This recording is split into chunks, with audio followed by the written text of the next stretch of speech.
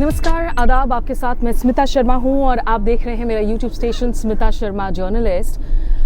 मैं एस्टोनिया में हूं। ये बाल्टिक कंट्रीज़ का जो समूह है, इसमें लाटविया, लिथुआनिया, एस्टोनिया शामिल हैं। छोटे मुल्क हैं लेकिन दमदार मुल्क हैं और इनकी अहमियत इसलिए भी बढ़ जाती है, ख़ास करके आज के इस वक्त में, क्योंकि ये यूरोप के वो देश हैं, ये यूरोपियन यूनियन के सदस्य भी हैं। ये वो देश हैं जिनके सीमाएं जो हैं वो दरअसल लगी हुई हैं रूस के साथ में। तो इस वक्त मैं आप देख रहे हैं कि हम बस में हैं। दरअसल हम एस्टोनिया की राजधानी टालिन से निकले थे और वहाँ से लगभग 210 किलोमीटर से ज़्यादा का सफ़र करके 2.5 घंटे से ज़्यादा का वक्त लगता है नारवा पहुँचे हैं, जो एक आखिरी गांव है और जिसके बाद एक तरीके से नोमन्स लैंड है। आप अगर इंडिया पाकिस्तान के बीच में आप अटारी वाघा बॉर्डर जाते हैं तो वहाँ पे भी नोमन्स लैंड का जिक्र आता है। टोबा टेक सिंह के किताबों में इसका, टोबा टेक सिंह जो कहानी लिखी है मंटो ने, उसमें आप नोमन्स लैंड के बारे में पढ़ते हैं। और एस्टोनिया कहने को तो देखिए एक छोटा सा मुल्क है जिसकी आबादी 1.4 मिलियन से कम है, लेकिन इनके लिए सबसे बड़ी चिंता है कि अगर रूस ने यूक्रेन पर हमला किया है और ये युद्ध आज भी जारी है, या अगला नंबर हमारा है। ये आपको नैरेटिव लगातार सुनने को मिलेगा। ये खूबसूरत जो आप इलाका देख रहे हैं मेरे पीछे, कि ये दिसंबर का महीना है और यहाँ से हम नारवा के बॉर्डर पर जाएंगे, जहाँ से कंट्रोल पॉइंट पर काफ़ी जटिल इतिहास है। 1918 में जब एस्टोनिया ने खुद को सबसे पहले आज़ाद डिक्लेयर किया था, उसके बाद काफ़ी लड़ाई हुई थी रूस के साथ में। बहरहाल इनकी जो बॉर्डर है वो लगभग 250 किलोमीटर लंबी बॉर्डर, वो डिस्प्यूटेड बॉर्डर है। और एस्टोनिया को ऑक्यूपाई किया पहले रूस ने 1940 में, फिर नाज़ीज़ ने, जर्मनी ने इन्वेड किया उस वक्त के सोवियत रशिया को। तो 1941 से लेकर 44 तक जो है वापस से नाज़ी ऑक्यूपेशन में रही एस्टोनिया। और फिर जब नाज़ीज़ को पुशबैक कर दिया तो सोवियत रशिया ने फिर से इन पर नियंत्रण किया, कब्जा किया, और वो नियंत्रण जारी रहा 51 सालों तक। आखिरकार 1991 में फाइनली जाकर एस्टोनिया आज़ाद हुआ। लेकिन हाल के दिनों में जिस तरीके से युद्ध के बाद, और ये दरअसल सिर्फ ये यूक्रेन की 2022 की हम इन्वेजन की बात नहीं कर रहे हैं, उसके पहले भी 2014 में भी जो रशियन इन्वेजन हुआ था, तब से लेकर अब तक काफ़ी तल्खियाँ आई हैं रिश्तों में। एक बड़ा एक तबका है एस्टोनिया में जो रूसी भाषा बोलते हैं, रशियन स्पीकिंग एस्टोनियंस है। वहीं रूस में भी इन बॉर्डरिंग विलेजेस में एस्टोनियन स्पीकिंग रशियंस की एक आबादी है। तो इन बातों को थोड़ा सा और जो है मैं आपको समझाऊंगी, बताऊंगी बॉर्डर पर इस वक्त कैसी है ज़िंदगी। टालिन से जो मेरी विशेष रिपोर्ट है, ख़ास रिपोर्ट है, वो भी आप देख सकते हैं अगर आपने अभी तक देखी नहीं है। टालिन की खूबसूरती को आप देखिए, लेकिन बॉर्डर इलाके में आखिर कैसे इस वक्त ज़िंदगी पर असर पड़ा है इस युद्ध के बाद, उसकी डिटेल रिपोर्ट यहाँ से आगे मैं आपको बताती हूँ। बाल्टिक सी, नारवा रिवर के पास एक बेहद खूबसूरत जो ये बॉर्डर इलाका है, शांत इलाका है, बहुत ज़्यादा लोग तो हैं नहीं यहाँ पर, इसलिए ठंड भी है। तो आप बने रहिए मेरे साथ इस सफ़र में। आगे जो ब्यौरा है वो हम बॉर्डर पॉइंट से आपके लिए लेकर आते हैं।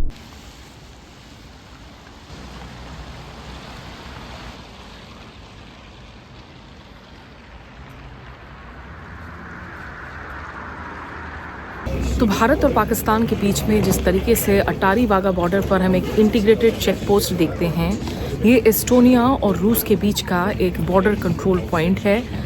नारवा है एस्टोनिया के साइड पे और इसके दूसरी तरफ रूस है। तो यहाँ से लोगों की जो है आवाजाही बहुत ही सीमित संख्या में अभी भी यहाँ पर जारी है। कुछ और इसके लिए बातें हम आपको आगे समझाते हैं।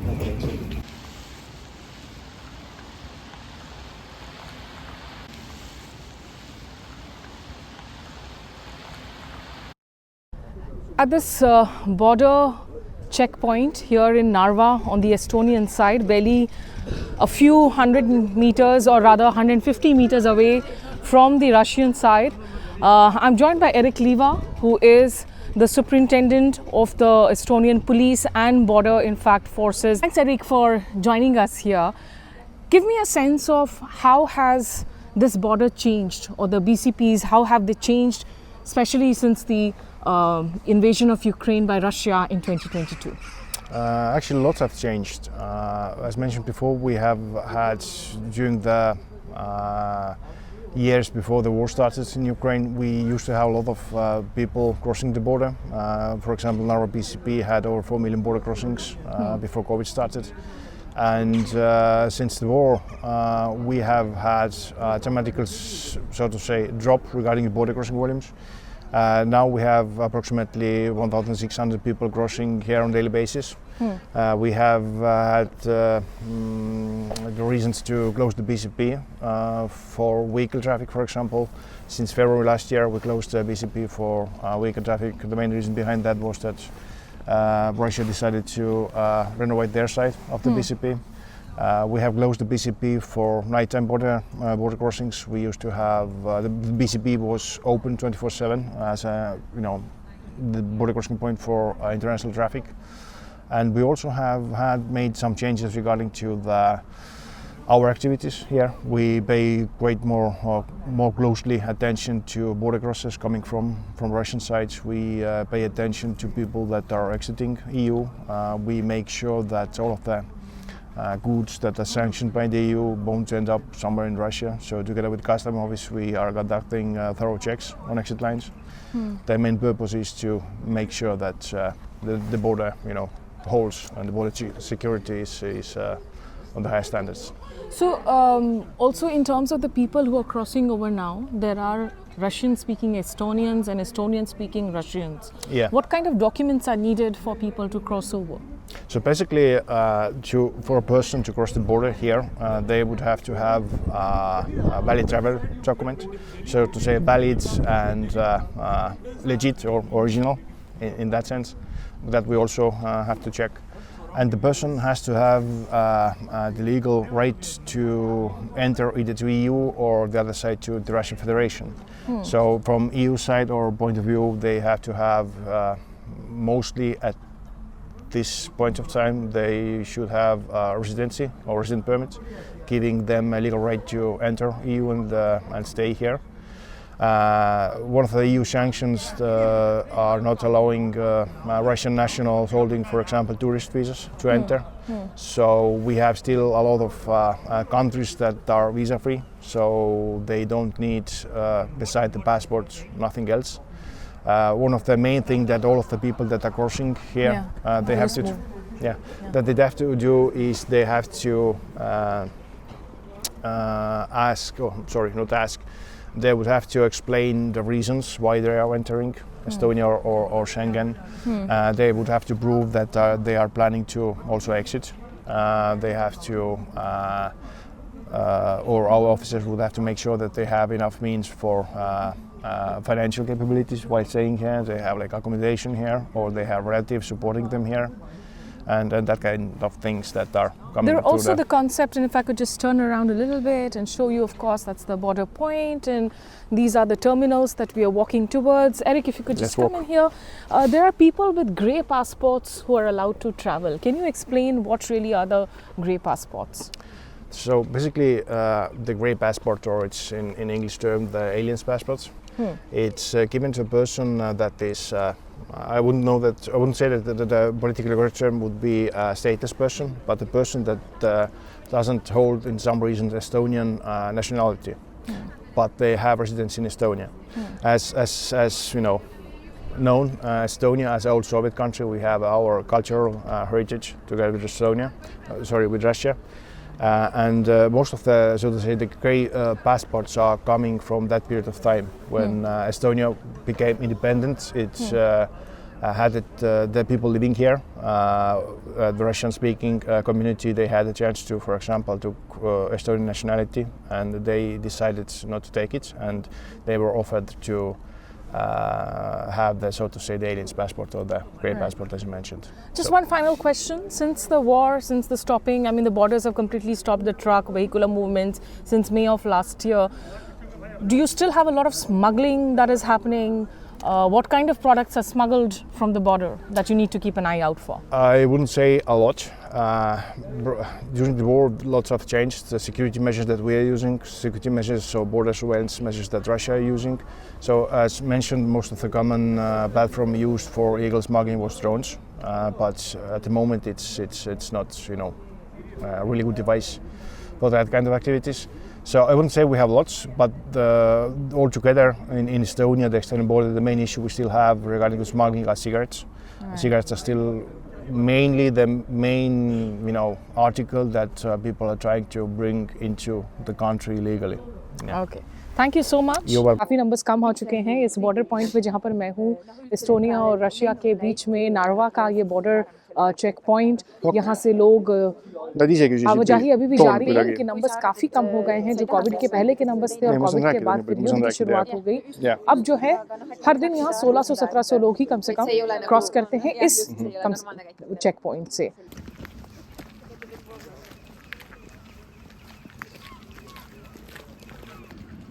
तो ये जो बॉर्डर चेक पॉइंट है, इसमें आप देख सकते हैं ये नार्वा है जहां हम हैं एस्टोनिया में। अगर इस राह हम चल पड़े तो हम रूस पहुंच जाएंगे, जो सीमा के उस पार का गांव है इवानगोरोड।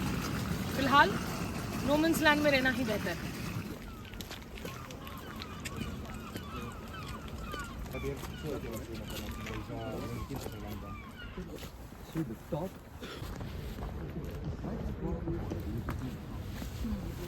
तो देखिए ये जो है पीछे हम एस्टोनिया के इस बॉर्डर चेक पॉइंट से अब आगे की ओर बढ़ रहे हैं और रूस के नज़दीक जा रहे हैं। नदी का एक बॉर्डर है, छोटा सा ब्रिज है और उसके उस पार है रूस का इवानोग्रोड।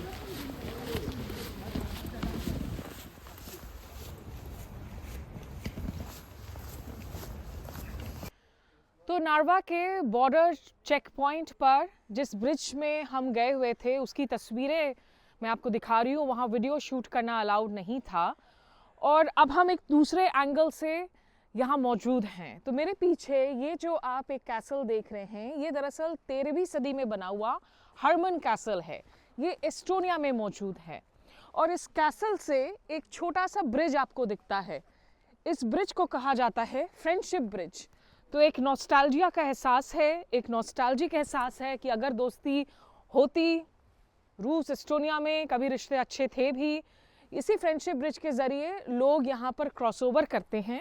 और अगर मैं थोड़ा सा आपको यहाँ दिखा सकूँ, ये जो कैसल है मेरे पीछे, ये दरअसल रशियन कैसल है। तो रूस और एस्टोनिया को जोड़ता हुआ वो फ्रेंडशिप ब्रिज हमारे पीछे है। नीचे बह रही है नार्वा नदी और नार्वा नदी जाकर यहाँ पर बाल्टिक सी के साथ जो है वो भी मिल जाती है। एस्टोनिया के इस कैसल को 13वीं सदी में डेन्स ने, यानी कि डैनिश एम्पायर ने बनाया था, लेकिन उस पर बाद में बहुत सारे अलग अलग एम्पायर्स ने कंट्रोल किया, जिसमें स्वीडन भी शामिल है, जर्मन शामिल हैं, रशियंस हैं। अब वो एस्टोनिया के पास है और ये रशियन कैसल, इस कैसल के अंदर की भी कुछ तस्वीरें और कुछ बातें आप तक पहुंचाऊंगी। आप बने रहिए मेरे इस सफ़र में।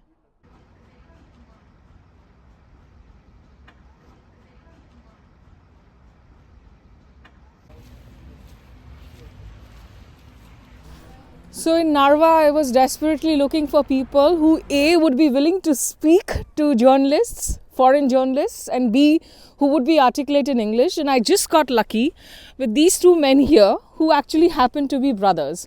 So this is Kirk and this is Ilyas. Kirk is actually into real estate, but Ilyas is a journalist. Yeah.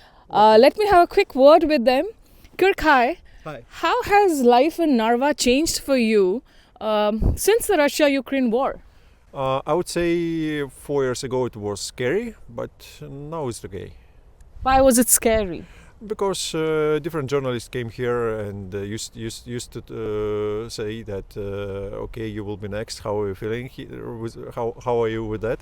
And now I see that most of people here are mostly calm and they don't worry about invasion or something like that, because we are NATO, you know.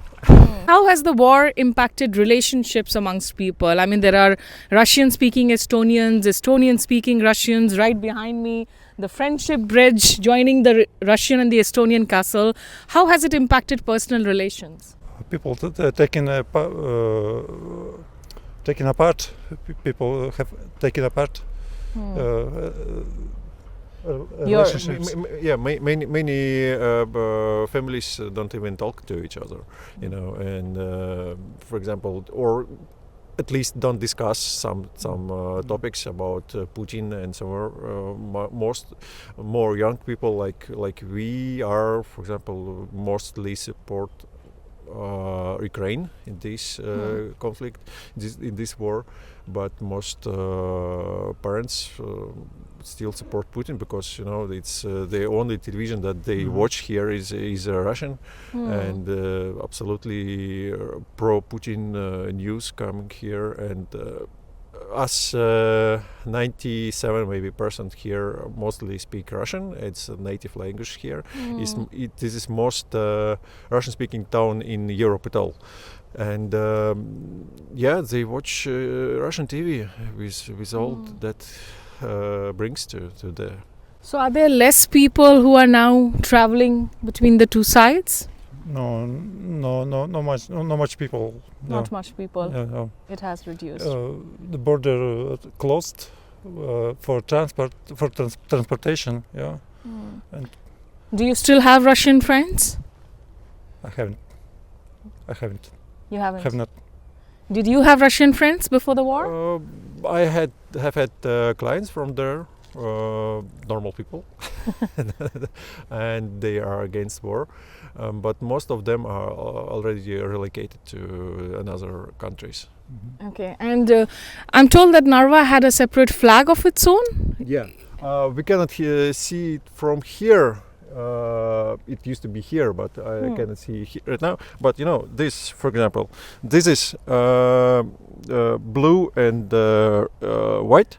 Blue and yellow are also traditional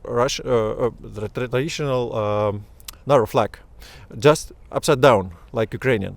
Oh. And this is fun fact because most Putin supportive town in Europe has the same flag but upside down. Yeah. Do you think the war will end anytime soon? Oh, we all hope so. Yeah, we wish it will end soon. But what about you? Maybe next year. Maybe. You think? Yeah. I hope so. You think Trump will help end the war? Not Trump. Not Trump. No. Not Trump. But Zelensky. Zelensky. Yeah. You think? And the Ukrainian folks. Yeah. You think Zelensky is still a hero? Yeah, absolutely. It's strongest man. His past. He was actor, comedy actor, and stand-up comedy, and nobody believed that he will stand still. And he showed himself that absolutely like hero. I don't know how it will be to live like in his life. Absolutely, I cannot imagine that. So it's quite interesting, this beautiful, beautiful town, which is very grey and cold right now, but it also happens to be a divided town.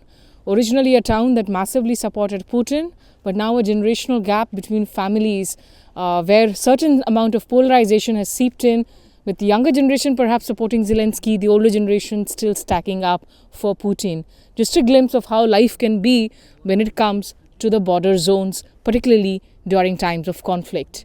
Here in Narva, I'm Smita Sharma.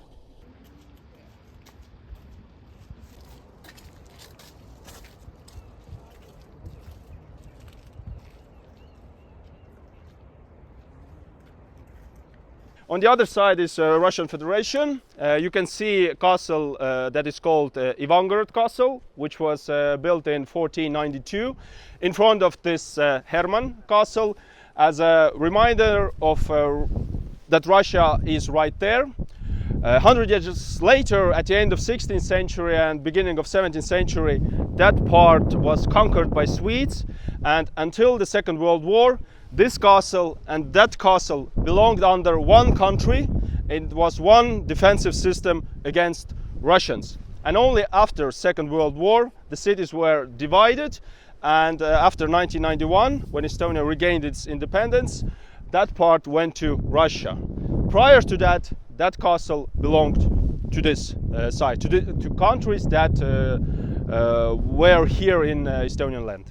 So who built the Friendship Bridge? And this is, I think, a new bridge. There was an older bridge too? Yes, there were several bridges, as Narva is a border city. Many wars have taken place here. It was several times conquered, burned down, and with that also the bridges.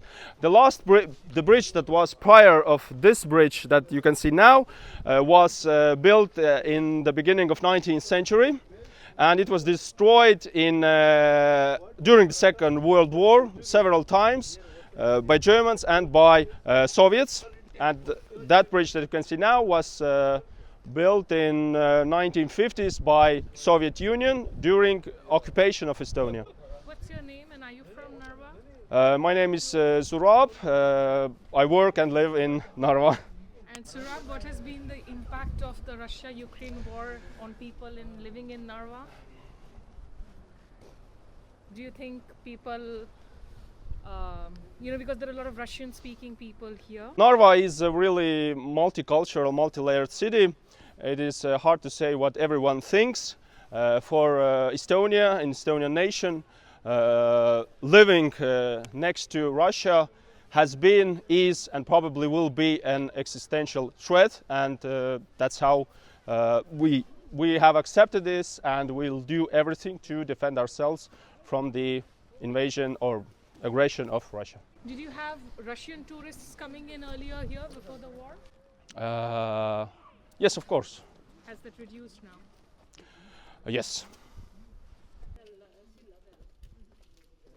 Second World War, when this part was totally destroyed, you can see inside, and what was left was this part and that part. So these are the oldest parts, and this is a reconstruction of that what was destroyed during Second World War. The points here is the decoration? The points there are showing the part that survived. It is easier to understand it inside when I show you the photos. Actually, only just 30% was here, and everything else was remade. And the dots are showing the part that was destroyed. So one part was destroyed, the other part was intact.